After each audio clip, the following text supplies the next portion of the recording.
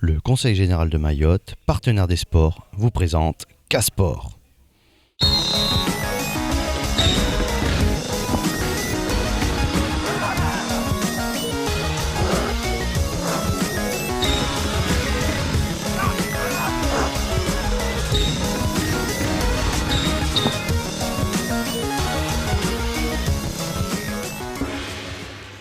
Bonsoir à toutes et à tous.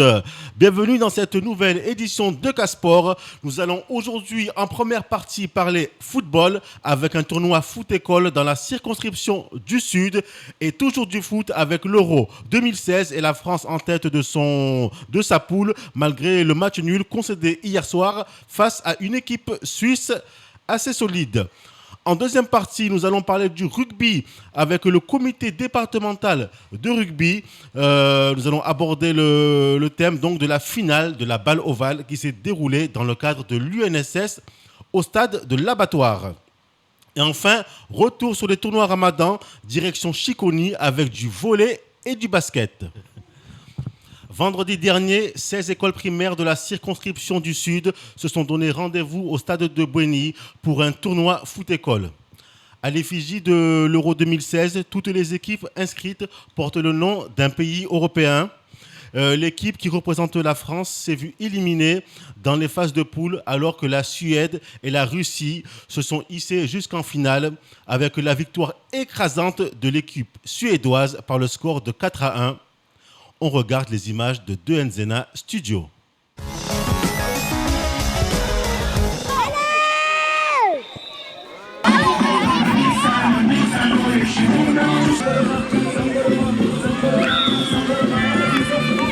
Allez marquer.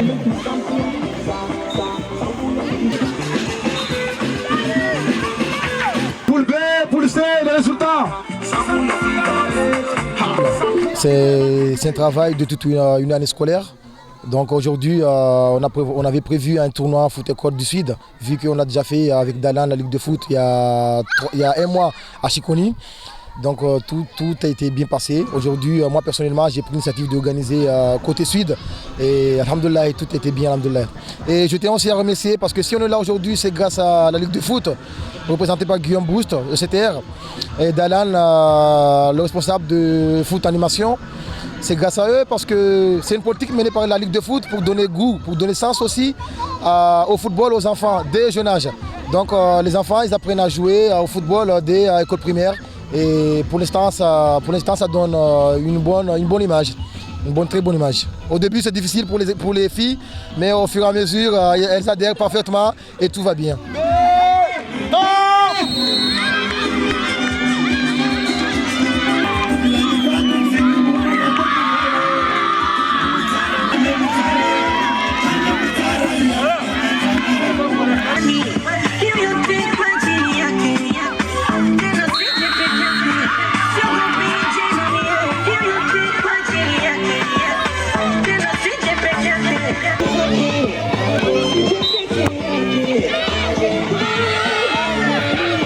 Ce projet, en fait, il a été organisé par Monsieur Kareka. Il est venu à la mairie pour demander un accompagnement. Donc, il voulait qu'on l'aide.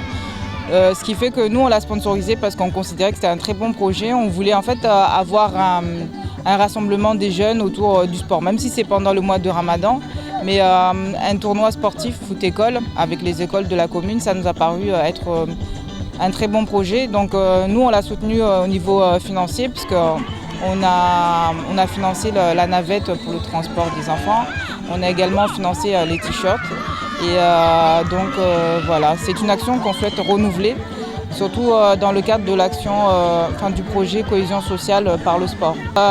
Effectivement, le sport, c'est vraiment un élément qui est un facteur de cohésion sociale. Donc ça nous a permis en fait de mobiliser tous les enfants de la commune et donc dès leur plus jeune âge, leur apprendre à être ensemble, à mettre en place des actions ensemble, que ce soit des enfants de Bouéni, de Mbouanata, tous ces enfants vont se retrouver ensemble.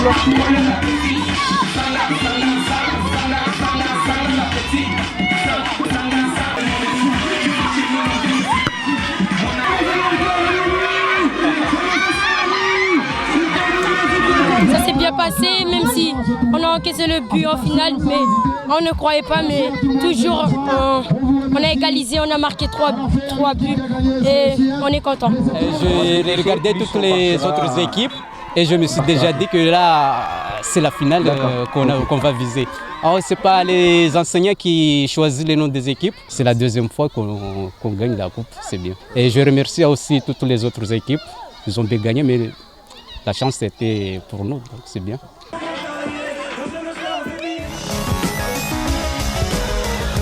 Magnifique sujet avec des enfants tout sourire, des enfants pleins de joie. Et félicitations donc à cette équipe suédoise donc, qui l'emporte par le score de 4-1. Magnifique événement, Guillaume. Ben oui, c'est un bel événement pour ces jeunes-là, contents de clôturer leur année par un tournoi digne du championnat d'Europe. Alors chacun était content, même si la France n'a pas remporté le tournoi. On voit que la Suède s'est bien défendue et je pense que tous les jeunes étaient contents de participer sous le regard en plus des élus de la mairie de Bouigny. Donc je pense que c'était une fierté pour eux. En tout cas, espérons déjà que ce score ne soit pas prémonitoire. Déjà. Non, pour la France. non, je crois pas. On est resté sur un aspect très très ludique et enfantin et ça en restera là.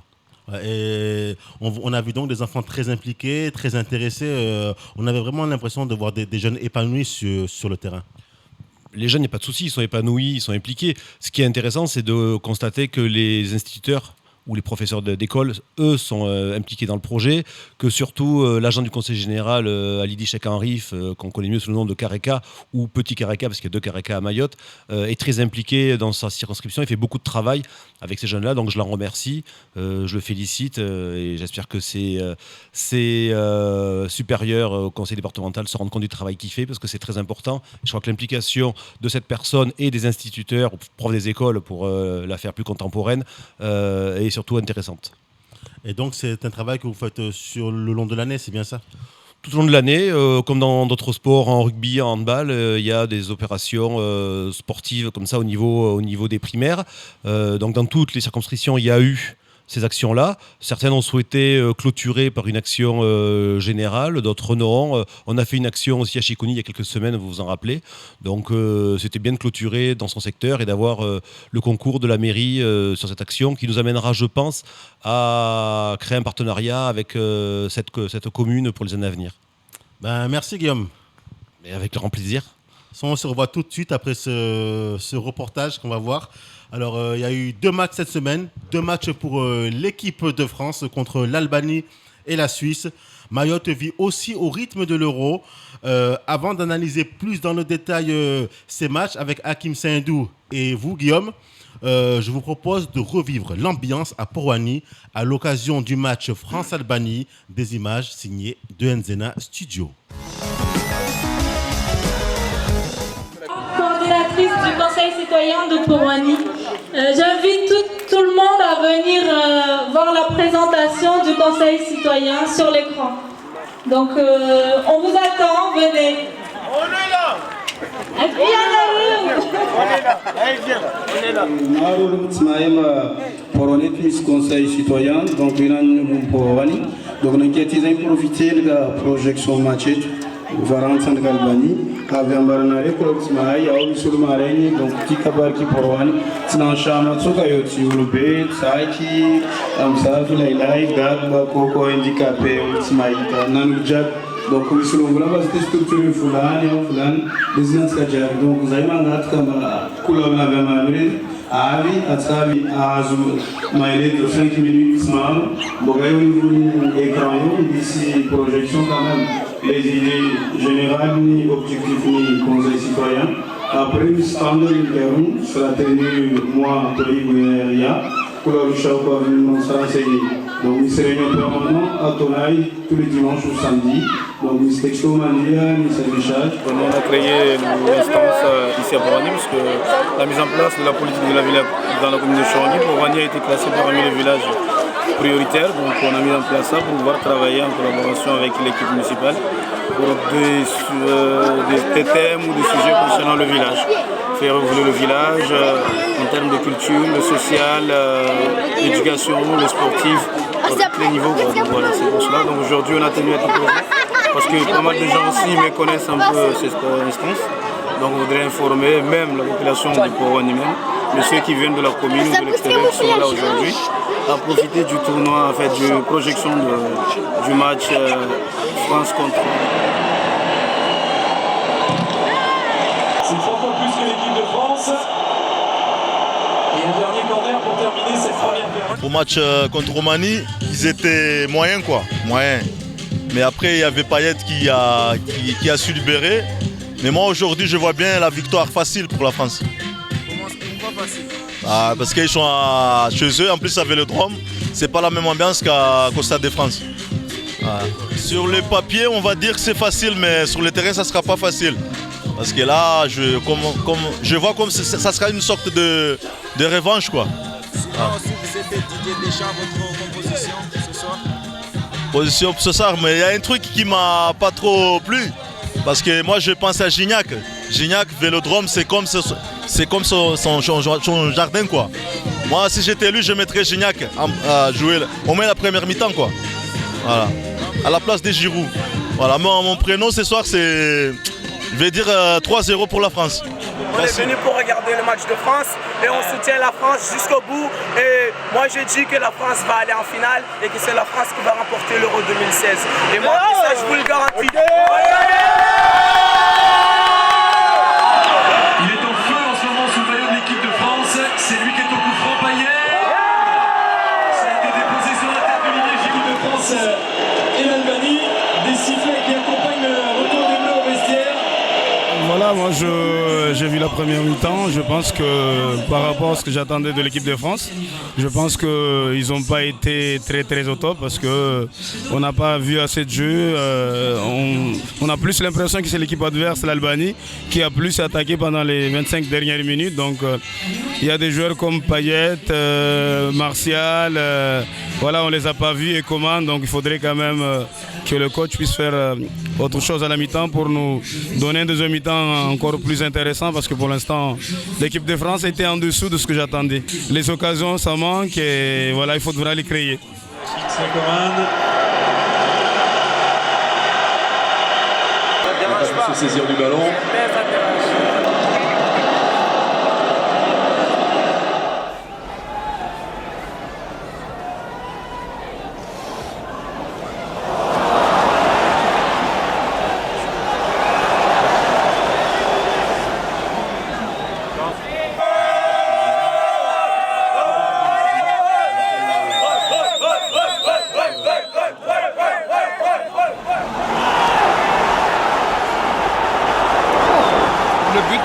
De se retrouver tous pour garder ce dynamisme. En fait, c'est une chose qu'on n'a pas l'occasion de le vivre tout le temps. Du coup, on a profité de l'Euro 2016 pour que tous les villages, tous les jeunes, du petit au plus grand, de se retrouver pour vivre ce moment magique. Et comme vous le voyez, comme vous le constatez derrière moi, c'est tout le monde qui est là, c'est tout le village qui est là. Voilà, chacun est là, tout le monde est là pour montrer leur savoir-faire. Il y a même les associations du village et même de la commune qui sont ici avec nous pour partager ces moments.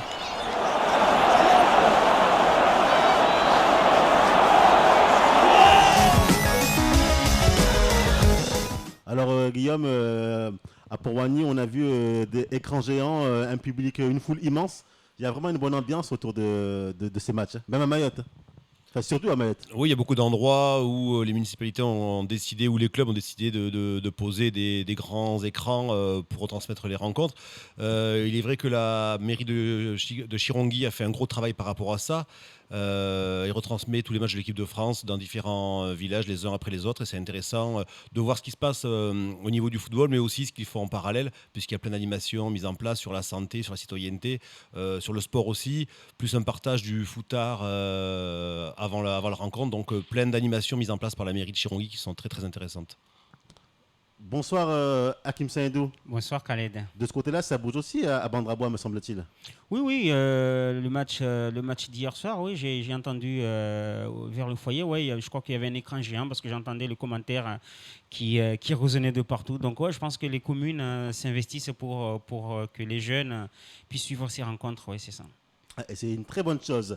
Et maintenant, on va rentrer plus en détail dans ces rencontres. Alors Guillaume, les Bleus ont fini premier du groupe. Votre analyse par rapport à cette phase de poule? D'abord, l'essentiel est acquis. C'est qu'on finit premier, donc on aura un tirage au sort pour les huitièmes qui sera sûrement plus clément, donc objectif atteint. Après, on peut toujours dire évidemment qu'il y a des choses qui doivent progresser, des choses à améliorer, mais pour la première phase, l'objectif est atteint. Hakim? Oui, comme on dit, je parle sous le contrôle d'un spécialiste, mais c'est vrai qu'il y a beaucoup de choses à améliorer. Beaucoup de choses. Je pense même pas que c'est au niveau tactique, au niveau, c'est pas l'entraîneur, c'est le joueur il faut qu'il se donne, il faut qu'il mouille le maillot, parce que il faut qu'il s'achète aussi des crampons. Je sais pas si vous avez vu le match contre la Suisse, mais il y a que les Français qui tombaient. Je comprenais pas qu'est-ce qui se passait. Il y a eu énormément de glissades. Il y a eu Pogba, beaucoup de glissades. ouais. Qu'est-ce qui s'est passé? J'ai pas compris. Mais voilà, je crois que c'est la responsabilité des joueurs. Il faut vraiment qu'ils s'investissent en huitième, parce que sinon, j'ai vraiment peur. J'ai vraiment très peur par rapport à...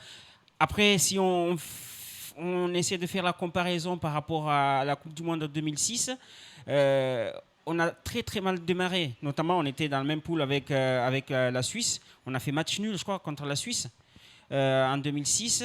On a joué Corée du Sud. On a fait un partout contre la Corée. Donc c'était à peu près la même configuration. Voilà, c'était à peu près la même configuration. Bon, là c'est mieux. On a gagné contre les Togolais. Et puis bon, c'est parti en fanfare contre le Brésil, contre l'Espagne, Portugal en demi-finale. Après on est arrivé en finale. On sait ce qui s'est passé avec Materazzi et Zidane. Justement, mais au vu du jeu qui a été produit jusqu'à maintenant, est-ce que vous pensez que c'est cette équipe de France justement capable de réaliser justement une performance contre des grosses écuries? En ayant discuté un peu avec des potes, on me dit ouais, ça va être comme en 2006. Là, quand on va attaquer les matchs à élimination directe, ça va partir. Ils vont être motivés, mais j'espère, mais tout ce qu'on a vu, c'est positif, parce que bon, on est qualifié, on est premier, on va jouer contre sûrement un troisième entre guillemets faible. Alors, il n'y a pas d'équipe faible pour cet Euro 2016. Je ne pense pas qu'il y a d'équipe faible, parce que je ne me souviens pas avoir vu, à part la Belgique qui a mis 3-0. Parce qu'on disait avec Guillaume, oui, à part la Belgique ou l'Espagne, il n'y a pas eu de score fleuve. Voilà, il n'y a pas eu de score fleuve, donc je ne pense pas qu'il y a des équipes faibles. Quand je regarde en ce moment la Copa América, Mexique qui prend 7-0 contre la Chili, ça c'est faible. Mais chez nous, ici, non, il n'y a pas d'équipe faible, parce que c'est 1-0, 2-0, un partout. Donc, même si on tombe contre un troisième de poule, est-ce qu'il y a des équipes faibles? Non, je ne pense pas. Guillaume, est-ce qu'on peut parler, selon vous, d'équipes faibles, sachant que c'est ce qui se disait déjà avant l'ouverture de la compétition, avec l'élargissement à 24 au niveau du nombre d'équipes participantes. Et on a vu que ces équipes, justement, qu'on donnait vaincues d'avance, qu'elles posent beaucoup de résistance au niveau de la défense, et que, justement, elles nous ont posé problème dans ce tournoi. C'est ça, Winnie faisait une comparaison avec la Copa América.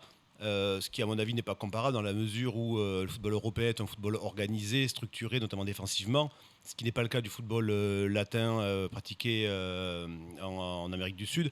Donc évidemment, pour chaque rencontre de l'Euro, les matchs sont verrouillés, les défenses sont bien en place, bien organisées, donc c'est forcément compliqué de battre qui que ce soit. On le voit, puisque, vous l'avez dit, à part l'Espagne et la Belgique, personne n'a dépassé le nombre de 3 buts. Ceci dit, je ne suis pas inquiet pour l'équipe de France, en tout cas pour les huitièmes. On verra ensuite comment ça se passe et qui rencontre, dans la mesure où je trouve que la défense a progressé, notamment dans l'axe, avec un très bon Koscielny hier contre la Suisse. C'était énorme. Je pense que Didier Deschamps a cherché à faire jouer tout le monde sur les matchs de poule, et qu'il mettra son équipe type lors de la rencontre des huitièmes de finale. Donc je pense en effet, comme Winnie, qu'on va y aller crescendo et que l'équipe de France ne sera que plus performante. Alors je voudrais votre avis justement sur le cas Pogba. Il est assez critiqué, décrié en ce moment. Il n'est pas au niveau attendu, au niveau espéré par beaucoup. Que pensez-vous par rapport à ça? D'abord, je suis inconditionnel de Pogba, car je trouve que c'est un joueur extraordinaire. Il ne faut pas oublier qu'il n'a que 23 ans. Il a un volume de jeu rare qu'on n'a pas vu chez d'autres joueurs. Que c'est vrai qu'il a fait deux premières rencontres difficiles, mais qu'il a été très très bon hier, surtout en première mi-temps. En deuxième mi-temps, il s'est pas écroulé comme les autres, mais je pense que c'est un garçon qui a des qualités exceptionnelles et qui le montrera quand l'adversité sera plus importante.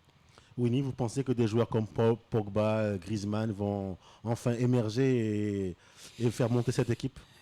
Je l'espère en tout cas, je l'espère parce que c'est entre guillemets les stars de cette équipe. Bon, maintenant il y a Payet qui est dans l'eau aussi. On l'attendait pas Payet, hein. Il est là et à sa rentrée hier, boum, poteau déjà. Donc il a un peu embêté la défense. Mais oui, pourquoi pas Griezmann et Pogba, ils peuvent à partir des huitièmes, ils peuvent vraiment être les moteurs de cette équipe. Ouais. Alors je propose de voir les tableaux des différentes rencontres qui se sont déroulées. Alors on les voit là à l'écran. La Russie donc qui perd contre la Slovaquie par le score de 2-1. France-Albanie c'était 2-0. Donc ça c'était les matchs pas d'hier mais de les matchs précédents. Et pour en revenir donc au match du 17 juin, Italie a battu la Suède de Zlatan Ibrahimovic par le score de 1-0. Le Portugal a fait match nul contre l'Autriche. Là, le Portugal est obligé de gagner son prochain match pour être qualifié. La Belgique, 3-0, on l'a vu, avec une magnifique équipe belge. Le bloc offensif qui a vraiment très bien joué. Ils ont été surprenants. C'était le réveil des stars belges, comme on dit. Ça fait plaisir de les voir à ce niveau-là. Ils le méritent. Et match nul entre l'Islande et la Hongrie. Et hier, donc dimanche 19 juin, on a vu donc ce match nul entre la France et la Suisse. La France est donc tout de même qualifiée. La Roumanie battue par l'Albanie par le score de 1-0. Et donc ce soir, il y aura un gros Russie, Pays de Galles et Angleterre, Slovaquie. Et demain, Ukraine, Pologne et Irlande du Nord contre l'Allemagne.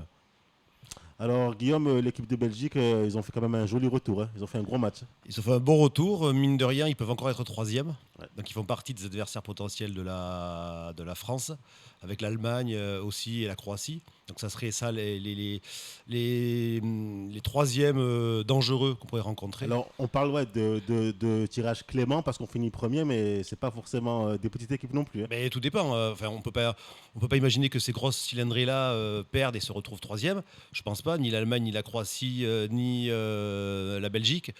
Ensuite, dans les soi-disant plus faibles, il y a l'Irlande du Nord, il y a le deuxième que j'ai oublié, et l'Irlande aussi. L'Irlande qui a une petite revanche à prendre contre nous, si vous vous en souvenez. Oui.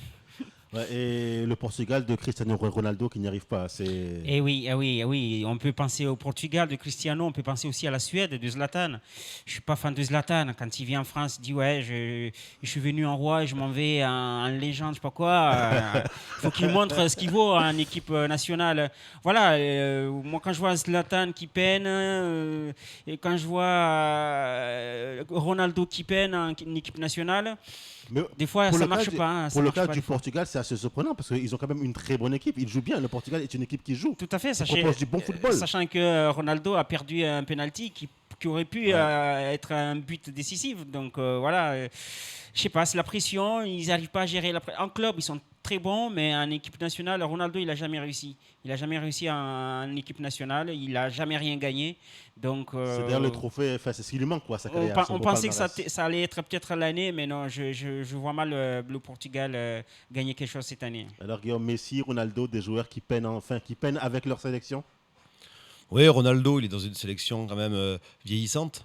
Parce que les joueurs, on dit qu'ils sont des bons joueurs, mais c'est vrai que ça fait 10 ans qu'on en parle. Donc si ça fait 10 ans qu'on en parle, c'est qu'ils ont déjà un certain âge. Et ensuite, avoir des bons joueurs dans une équipe, c'est une chose. Après, faire un collectif, c'en est une autre. Donc c'est la faute du coach ? Je ne sais pas si c'est la faute du coach. Après, la cohésion de groupe, elle se fait par le coach, mais elle se fait aussi par la volonté des joueurs.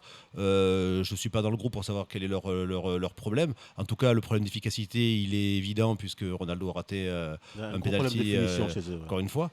Pour revenir sur la Suède, Ibrahimovic, c'est un peu comme Bale avec le Pays de Galles. Quand on est tout seul dans son équipe, c'est plus compliqué.